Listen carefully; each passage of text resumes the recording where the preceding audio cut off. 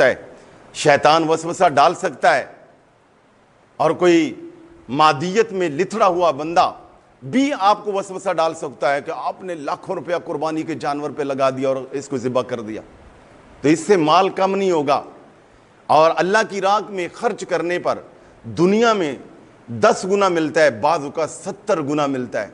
واللہ یضاعف لمن یشاء، اور کئیوں کو فرمایا 70 سے بھی زیادہ اللہ پاک بڑھا دیتا ہے۔ اور اگر اس خرچ کرنے کے عوض میں مال نہ بھی ملے تو اللہ ایک خاص قسم کا سکون دیتا ہے، خرچ کرنے والے کو اطمینان کی دولت عطا فرماتا ہے۔ وہ جو سکون قلب کی دولت ہے، کئی سلطنتیں اور بادشاہیاں بھی اس کا مقابلہ نہیں کرتی۔ ایک بزرگ کسی شہر میں گئے، شہر کے دروازے بند، لمبی لمبی گاڑیوں کی لائنیں لگی ہوئی ہیں، ٹریفک جام ہے، لوگ بڑے پریشان ہیں۔ بزرگوں نے پوچھا کیا معاملہ ہے کہ کیوں یہ لائنیں لگی ہوئی ہیں؟ تو لوگوں نے بتایا کہ بادشاہ کا باز چوری ہو گیا ہے، اس لیے بادشاہ نے شہر کے سارے دروازے بند کر دیے۔ شہر کے اندر بھی ٹریفک جام ہے، باہر بھی ٹریفک جام ہے، نہ کوئی اندر سے باہر آ سکتا ہے نہ باہر سے اندر جا سکتا ہے۔ بزرگ ایک سائڈ پہ بیٹھ گئے، تسبیح کرنے لگے، ذکر اذکار میں مشغول ہوئے۔ دل میں خیال آیا کہ یہ کیسا بیوقوف بادشاہ ہے کہ باز ایک پرندہ ہے، وہ کوئی دروازوں کا محتاج تھوڑا ہے، وہ تو اڑ گیا ہوگا۔ اگر اسے پکڑنا ہے، اسے قابو میں لانا ہے تو اس کے لیے دروازے بند کرنے کی ضرورت نہیں ہے، اس کے لیے جال بچھانے کی ضرورت ہے، اس کے ذریعے اسے پکڑا جائے۔ بزرگوں نے کہا بادشاہ کتنا بیوقوف ہے۔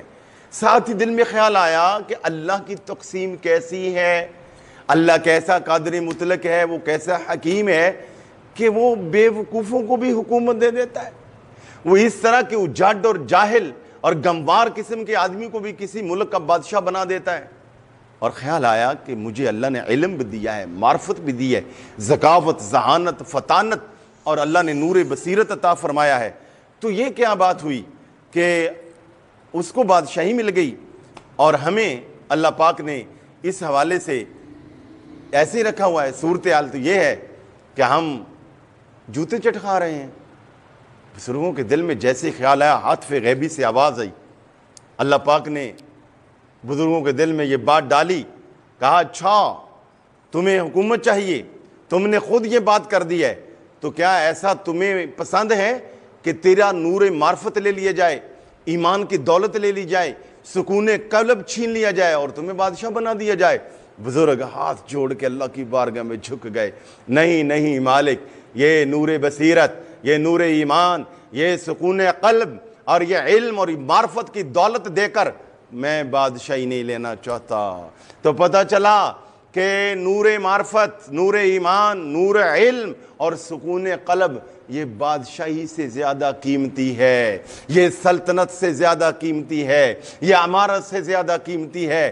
لہذا جو بندہ اللہ کی راہ میں مال خرچ کرتا ہے، صدقہ و خیرات کرتا ہے، انسانیت کی فلاح پہ خرچ کرتا ہے، اللہ رب العالمین اسے مال بھی دیتا ہے، عزت بھی دیتا ہے، اور کچھ بھی نہ دے اسے سکون قلب